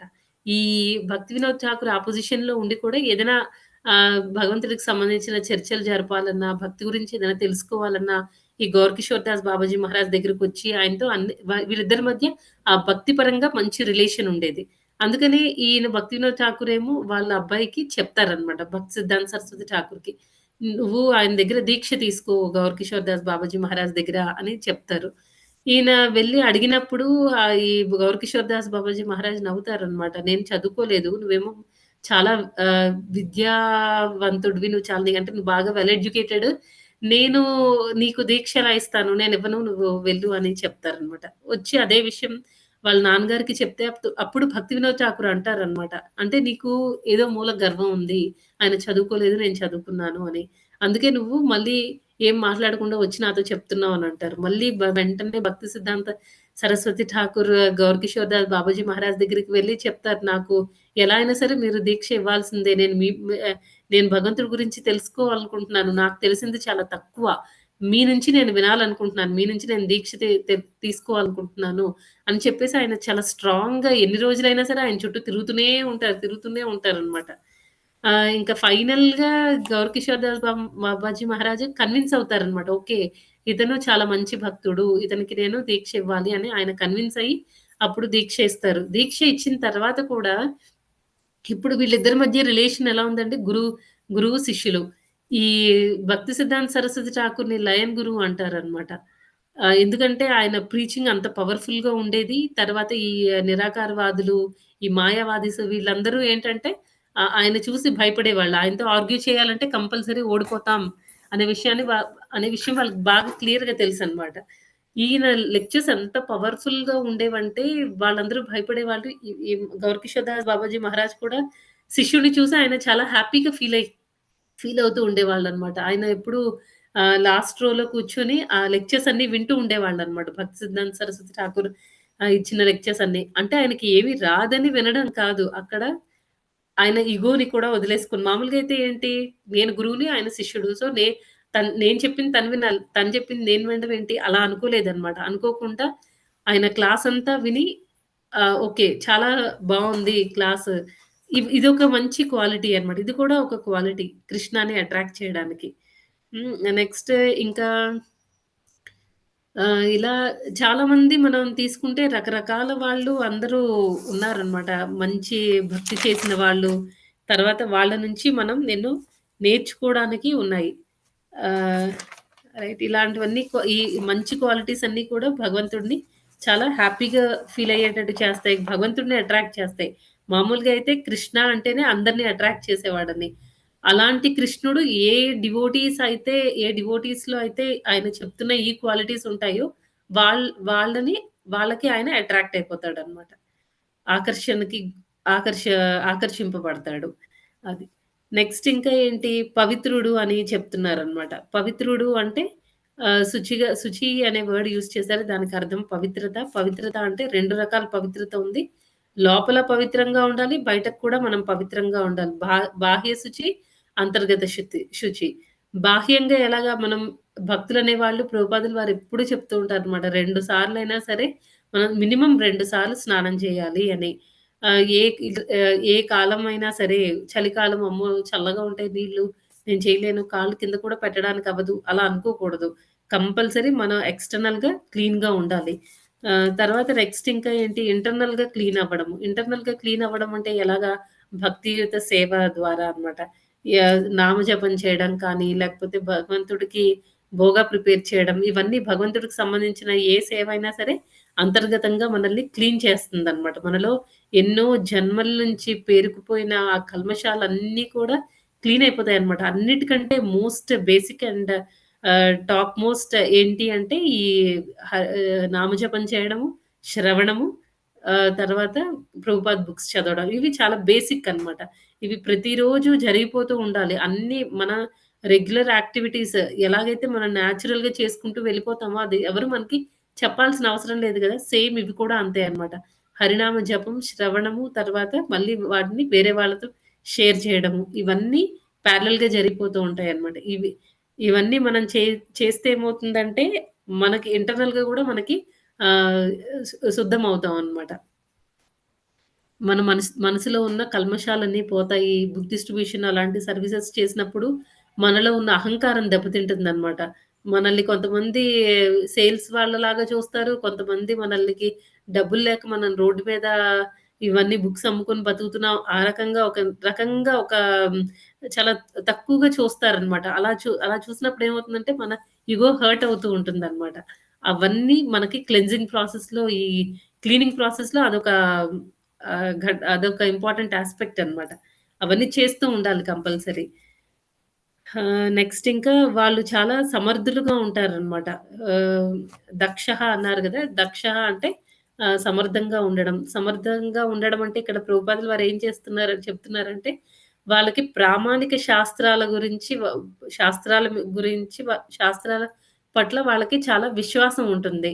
ఆ శాస్త్రాల్లో ఏవిచ్చారో అవన్నీ కూడా వాళ్ళు వాళ్ళ జీవితాల్లో ఇంప్లిమెంట్ చేయడం, తర్వాత అలా ఇంప్లిమెంట్ చేస్తే ఏం లాభము? అంటే మనం ఎలా భగవంతుడికి క్లోజ్ అవుతాము? శాస్త్రాల్లో జనరల్‌గా ఏముంటుందండి? శాస్త్రాలు ఎన్ని చదివినా మనం ఫైనల్‌గా ఏ కన్క్లూజన్‌కి రావాలని భగవంతుడు చెప్తున్నారు. శ్రీకృష్ణుడు దేవాది దేవుడు. ఆయనే మనకి ఫైనల్ ప్రొటెక్టర్ ఆయనే. ఆయన అన్నిటికి సోర్స్. ఇవి మనం తెలుసుకోవాల్సిన విషయాలు. శాస్త్రాలు అన్ని చదివిన తర్వాత. కానీ అదే శాస్త్రాలు ఒక హ్మ్, ఇంద్రియ భోగం చేసేవాళ్ళనుకోండి, వాళ్ళు చెక్ చేసుకుంటారనమాట. ఏవేవైతే ఇంద్రియ తృప్తికి పనికొస్తాయో ఆ పాయింట్స్‌లన్నీ తీసుకుంటారు. వాళ్ళవన్నీ చేస్తారు. లైక్ ఈ హోమాలు చేయడము, యజ్ఞాలు చేయడము, లేకపోతే ఈ దానం చేస్తే ఈ లాభము, ఇలాంటివన్నీ చేస్తూ కర్మకాండ యాక్టివిటీస్ అన్నీ చేస్తూ ఉంటారనమాట. అంతేగాని దాని ఎసెన్స్ ఏంటి? ఎందుకు మనం ఈ శాస్త్రాలు చదవాలి?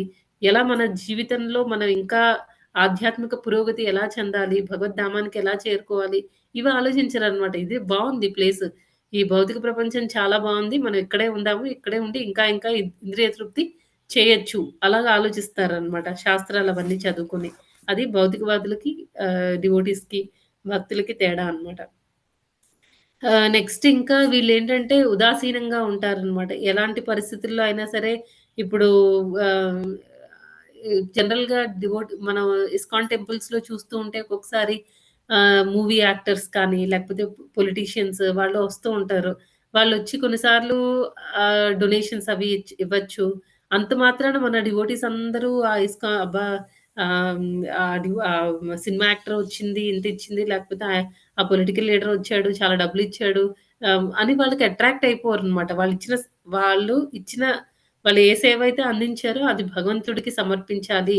వాళ్ళు మళ్ళీ అట్‌లీస్ట్ తర్వాతైనా వాళ్ళు కూడా భక్తిలో పురోగతి చెందాలి అని ఆలోచిస్తారు తప్ప వీళ్ళిచ్చారు కాబట్టి వీళ్ళు మంచివాళ్ళు, వీళ్ళివ్వలేదు కాబట్టి అంటే ఎవరో ఒకళ్ళ పక్షంగా ఉండరనమాట. చాలా న్యూట్రల్‌గా ఉంటారు. చాలా మామూలుగా ఉంటారనమాట. తర్వాత ఇంకా ఏంటంటే ఒకవేళ ఆహ్, హ్మ్, వాళ్ళు ఏమి ఆశించరనమాట. అంటే ఏమి ఆశించరంటే ఇప్పుడు మనం సారీ శిక్షాష్టకంలో నేర్చుకుంటాం కదండీ! త్రినాదపి సునీచేన ఆహ్, తరులపి సహిష్ణున అమానీన మానదేన కీర్తనీయ సదాహరి. అంటే ఇక్కడ ఏం చెప్తున్నారు అమానీయ మానదేన. ఇక్కడ ఏం చెప్తున్నారంటే మనకి ఎవరైనా డిస్‌రెస్పెక్ట్ చేసినా వాళ్ళు అలాగే ఉంటారు. రెస్పెక్ట్ ఇచ్చినా వాళ్ళు పెద్దగా దాన్ని యాక్సెప్ట్ చేసి చాలా చూడు నేను మంచి భక్తుడిని లేకపోతే భక్తురాలిని అందుకే వీళ్ళందరూ వచ్చి నాకు నమస్కారం చెప్తున్నారు అని సంతోషం పడిపోరు. ఒకవేళ అంతమందిలో ఉన్నా సరే ఎవరు నన్ను పట్టించుకోలేదే అని బాధపడరనమాట. అంటే మెటీరియల్ డిజిగ్నేషన్స్ అన్నిటికి కూడా వాళ్ళు చాలా న్యూట్రల్‌గా ఉంటారు. చాలా మామూలుగా ఉంటారనమాట. దేన్ని వాళ్ళు మనసులోకి తీసుకోరనమాట. రెస్పెక్ట్ ఇచ్చినా అలాగే ఉంటారు. రెస్పెక్ట్ ఇవ్వకపోయినా అలాగే ఉంటారు. మరి ఏదైనా ఇచ్చినా భగవంతుడికి అదంతా భగవంతుడికి భగవంతుడు నన్ను ఈ మొమెంట్‌లో ఇలాగా వీళ్ళందరితో రెస్పెక్ట్ వచ్చినట్టు చేశాడు అంతే. అదంతా నాది కాదు. మా గురువుది లేకపోతే కృష్ణకి సంబంధించినది అని వెంటనే దండం పెట్టేసుకుంటారనమాట. ఒక్కొక్కసారి అంటారు మాతాజీ మీరు చాలా బాగా క్లాసులు చెప్పారు అన్నప్పుడు మన డివోటీస్‌ని అంటే టీచర్స్‌లోనే చాలా మందిని చూస్తే వెంటనే ఏమంటారండి ప్రభుపాదుల వారి దయ. లేకపోతే మా గురు మహారాజ్ దయ అంతే. అంటే వెంటనే ఏదైతే రెస్పెక్ట్ దొరికిందో అది వెంటనే అటు ట్రాన్స్‌ఫర్ చేసేస్తారనమాట. అలా చేయకుండా మన హార్ట్‌లోకి తీసుకుంటే ఏమవుతుంది? మన ఆధ్యాత్మిక పురోగతి డౌన్ అయిపోతాం అన్నమాట మనం. అలా అవ్వకూడదు. ఇంకా ఇంకా ముందుకెళ్ళాలి. ఇంకా ఎక్కువ మందికి మనం ఈ ప్రచారంలో మనం ఇంకా యాక్టివ్‌గా పార్టిసిపేట్ చేయాలి అంటే మనకొచ్చిన రెస్పెక్ట్‌ని కానీ ఏదైనా మనకి ఏది మంచిదొచ్చినా భగవంతుడికి లేకపోతే మన గురువుకి ట్రాన్స్‌ఫర్ చేసేయాలి. ఒకవేళ ఏదైనా చెడు జరిగితే అది నా వల్లే జరిగింది. నా మిస్టేక్ అని అనుకోవాలి. అది మన గురువుకి ఇవ్వకూడదు. లేకపోతే మన కింద ఉండే వాళ్ళకి కూడా మనం ఇవ్వకూడదు. నాదే మిస్టేక్ అని ఆలోచించాలి. అలా ఉదాసీనంగా ఉంటాడనమాట. నెక్స్ట్ ఇంకొక పాయింట్ ఏం చెప్తున్నారు? వ్యథ. గత వ్యథః. అంటే ఎలాంటి ఎలాంటి దానిలో అయినా సరే వాళ్ళు చాలా సర్వ వ్యధల నుంచి ముక్తుడైన వాడును అని చెప్తున్నారనమాట.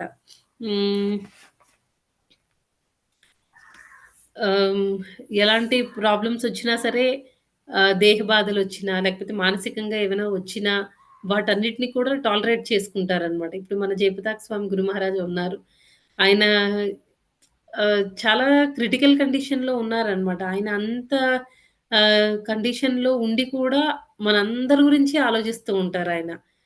వీళ్ళకి అన్నీ ఆహ్, అంటే మనం జస్ట్ వాళ్ళని మనం ఇక్కడే ఉండి వాళ్ళని ప్రార్థించుకున్నా వాళ్ళు వెంటనే రెసిప్రొకేట్ అవుతారు. వెంటనే మనకి మన ప్రేయర్స్‌కి ఆయన వాళ్ళు రిప్లై ఇస్తారనమాట. వాళ్ళ కండిషన్ గురించి వాళ్ళెప్పుడు ఆలోచించరు. నెక్స్ట్ గురు మహారాజ్‌ని చూస్తే ఆయన ఎప్పుడు కూడా క్లాసులు ఎప్పుడు మిస్ అవ్వరు. ఒక పక్క మీటింగ్స్ అటెండ్ అయిపోతూ ఉంటారు. అసలు ఎలా చేయగలుగుతున్నారు అని అనిపిస్తదనమాట మనకి. వాళ్ళని క్లోజ్‌గా అబ్జర్వ్ చేస్తూ ఉంటే మనకి చిన్న ఆపరేషన్ అయినా లేకపోతే ఏదైనా ఆపరేషన్ వరకు కూడా అక్కర్లేదు. ఒక 2, 3 రోజులు వరుసగా నిద్రపోకుండా ఉంటే మనకు తలనొప్పొస్తది. ఆ తలనొప్పిని మనం భరించడానికే మనం చాలా చాలా కష్టాలు పడుతూ ఉంటాం. అయితే వాళ్ళకి ఆ ప్రాబ్లమ్స్ అన్నీ ఉండవా? గురు మహారాజ్‌కి కిడ్నీ, లివర్ ట్రాన్స్‌ప్లాంట్ అయ్యాయి. తర్వాత అయినా మళ్ళీ ఒక 3, 4 సంవత్సరాల్లోనే మళ్ళీ ఇప్పుడు డయాలిసిస్ కంటిన్యూయస్‌గా జరుగుతుంది. అలాంటి క్రిటికల్ కండిషన్‌లో గూడా ఉండి అన్ని మీటింగ్స్‌కి అటెండ్ అవుతారు. క్లాసులు చెప్తూ ఉంటారు. ఇంకో పక్క ఆయన ఫిజికల్‌గా ఏమైనా ఎక్సర్‌సైజులు చేయాలంటే అవి చేస్తూ ఉంటారు. ఎప్పుడు ఆయన ఫ్రెష్‌గా తర్వాత చాలా మోటివేటెడ్‌గా ఆయన్ని చూస్తేనే మనకి ఇంకా ఈయన గ్రేట్ అని మనం అనకుండా ఉండలేమనమాట. అది వాళ్ళు మనకిచ్చే ఏమంటారు హ్మ్, ఇన్‌స్పిరేషన్. అది చాలా ఇంపార్టెంట్ అనమాట. వాళ్ళ నుంచి మనం అది నేర్చుకోవాలి. అంటే బాడీలీ డిస్కంఫర్ట్ అంటే దేహపరంగా వాళ్ళకి ఎన్ని బాధలున్నా తర్వాత వేరే వాళ్ళు ఏవైనా మాటలతో కొంతమంది ఇబ్బంది పెట్టొచ్చు. కొంతమంది చేతలతో ఇబ్బంది పెట్టొచ్చు. లేకపోతే మన దేహాన్ని మనం సపోర్ట్ చేయలేకపోవచ్చు.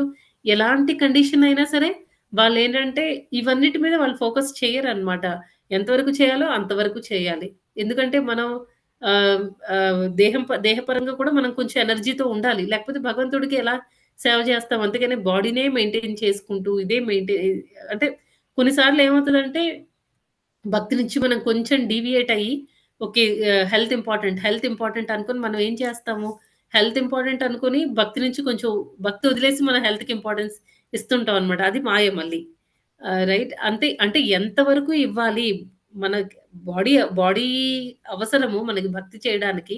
కాబట్టి ఆ బాడీని ఎంత వరకు మెయింటైన్ చేయాలో అంతవరకు చేయాలి. అంతేకాని బాడీ మెయింటెనెన్స్‌లో పూర్తిగా పడిపోయి భక్తిని వదిలేయకూడదనమాట. అలాంటివి అంటే చూడ్డానికి చాలా చిన్నగా ఉండి మనం చిన్నగా స్టార్ట్ చేస్తాము. కానీ అది మనల్ని కంప్లీట్‌గా డీవియేట్ చేసేస్తుందనమాట. అలా జరగకుండా జాగ్రత్త పడాలి.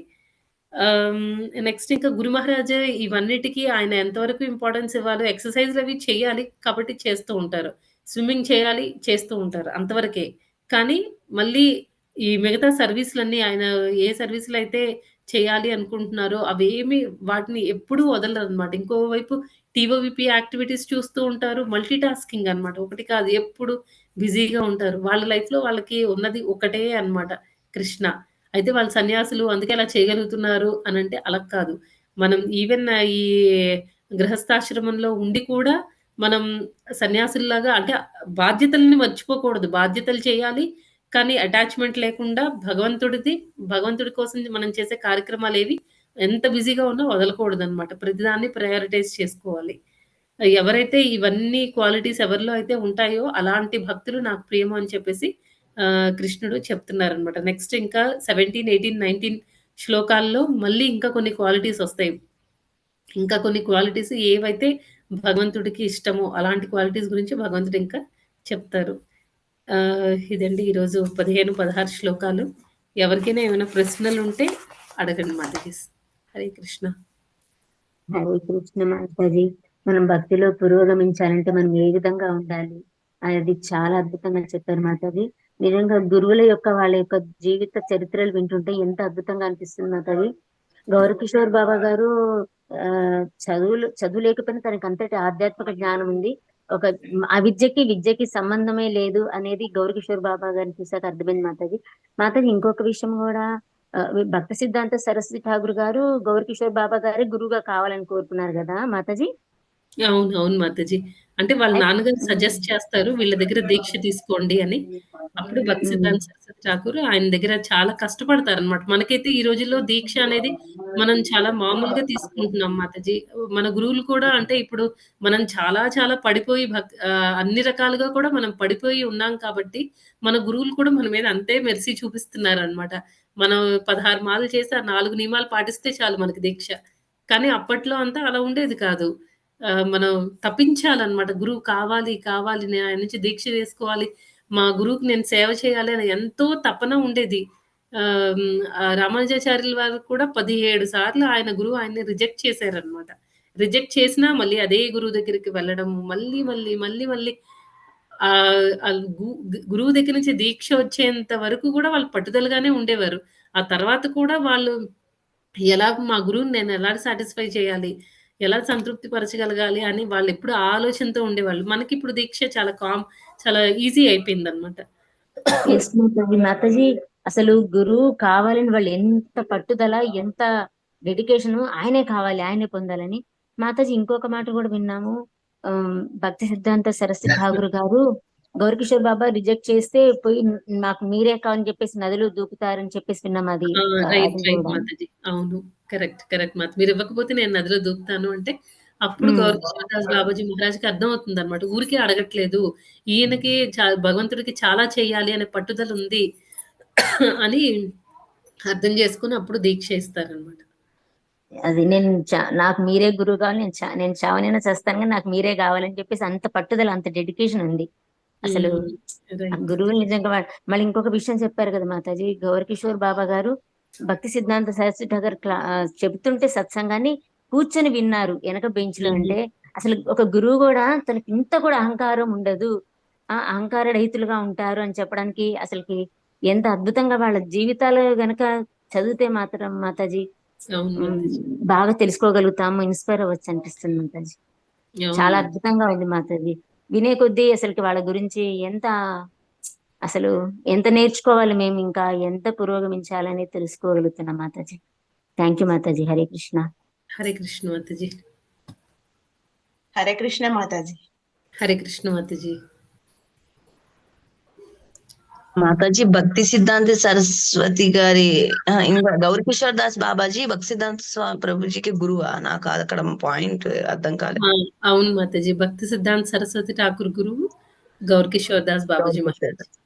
భక్తి వినోద్ ఠాగూర్ గారికి కూడా గౌరకిషోర్ దాస్ బాబాజీయే కదా మాతాజీ? వాళ్ళిద్దరూ అంటే అంటే వాళ్ళిద్దరూ ఫ్రెండ్స్ లాగా మాతాజీ. గురువు కాదు. ఫ్రెండ్స్ లాగా అన్నమాట. ఇద్దరు ఈ డివోషనల్ వాటికి సంబంధించినవన్నీ డిస్కస్ చేసుకోవడం. ఇద్దరు భక్తులు చేరితే భగవంతుడి గురించి డిస్కస్ చేస్తారు కదా! ఆ రకంగా అన్నమాట. మాతాజీ మరి భక్తి వినోద్ ఠాగూర్ గురువు గారు ఎవరు మాతాజీ? నాకు జగన్నాథ్ జగన్నాథ్ బాబాజీ బాబాజీయేనా? గారా మాతాజీ ఒకవేళ? శ్రీప్రద మాతాజీ మీకు ఐడియా ఉందా మాతాజీ? అంటే ఇప్పుడు హరే కృష్ణ. మాతాజీ చెప్పండి మాతాజీ. హరే కృష్ణ మాతాజీ. ధన్వత్ ప్రణామ్. యాక్చువల్ గా ఈయనెవరు మనం జగన్నాథాస్ బాబాజీ మహారాజ్ యాక్చువల్లీ శిక్షా గురువు అనమాట. ఆయనకి బాగా ఇన్స్పైర్ అవుతారు. జగన్నాథాస్ బాబాజీ మహారాజ్ కలుస్తారు ఒకసారి భక్తి వినోద్ ఠాకూర్ గారు.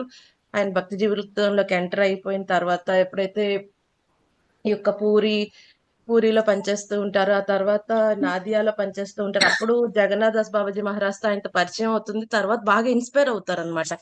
సో ప్రామినెంట్ ఆయనకి బాగా శిక్షా గురువు కింద వ్యవహరిస్తారు మాతాజీ. సో అందుకని ఆయన మన పరంపరలో కొంతవరకు కొన్నిసార్లు దీక్షా గురువుల్ని ప్రస్తావించారు, కొన్నిసార్లు శిక్షా గురువుని ప్రస్తావించడం జరిగింది అనమాట. యాక్చువల్ గా ఆయన దీక్షా గురువు ఎవరంటే బిపిన్ బిహారీ గోస్వామి గారు.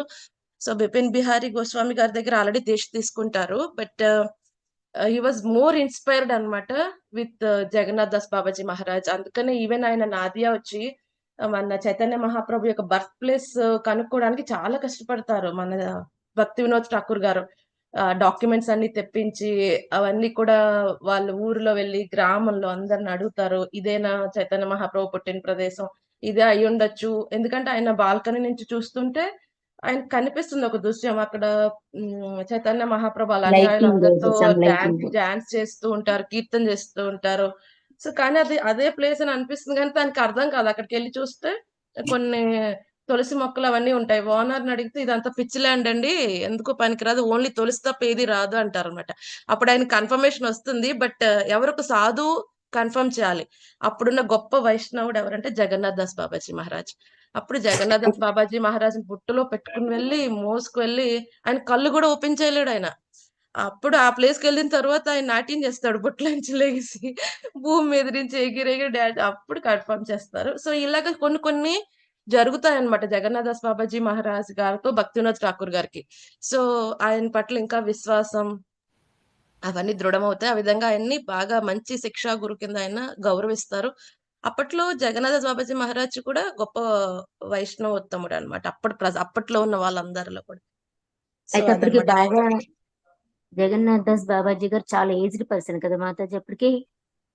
చాలా ఏజ్డ్ మాతాజీ. అంటే భక్తి వినోద్ ఠాకూర్ గారితో కలిసినప్పుడు మరీ అంత ఏజ్డ్ కాదు. బట్ ఈ మన చైతన్య మహాప్రభు జన్మస్థలం కనుక్కున్న వాడికి ఏజ్డ్ అనమాట. వీళ్ళిద్దరి మధ్యన సాంగత్యం కొన్ని సంవత్సరాలే గడుస్తుంది బాగానే. అంటే అతను దీక్ష గురువు అతను కాదా మాతాజీ? దీక్షా గురుగారు బిపిన్ బిహారీ గోస్వామి గారు.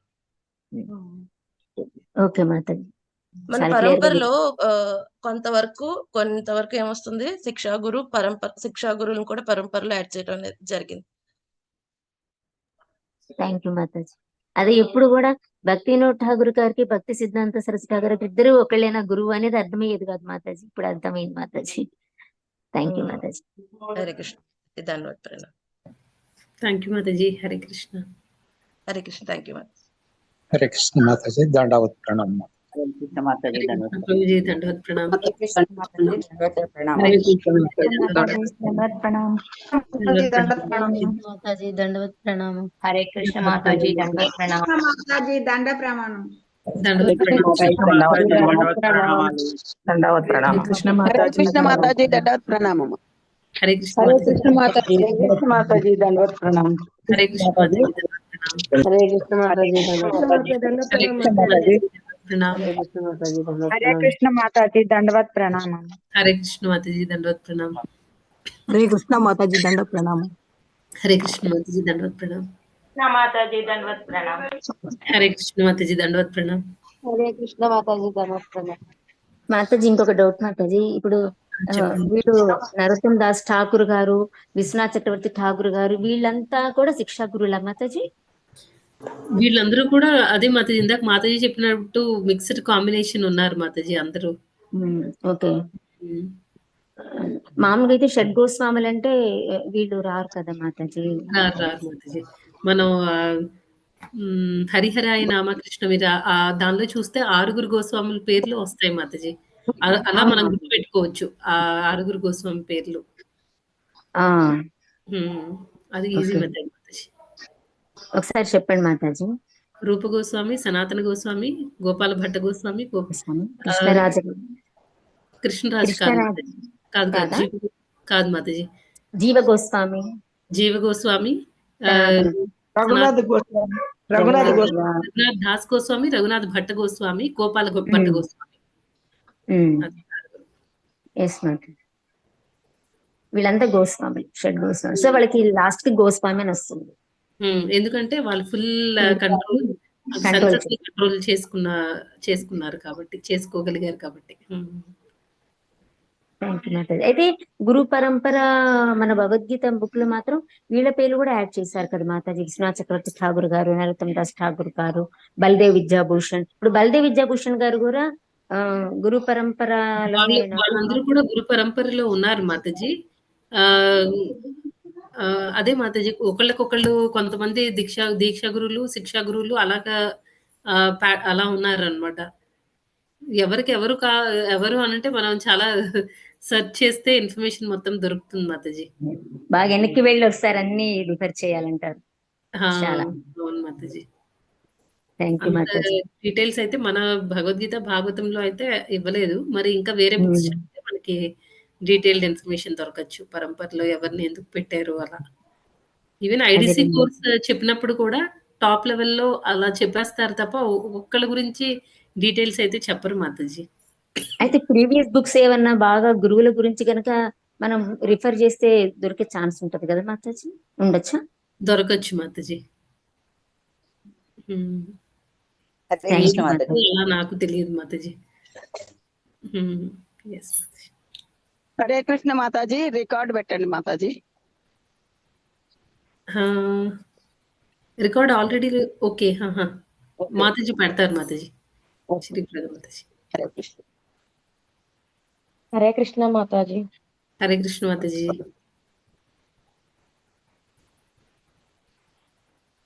శ్రీప్రద మాతాజీ ఇంకా ఎస్ మాతాజీ.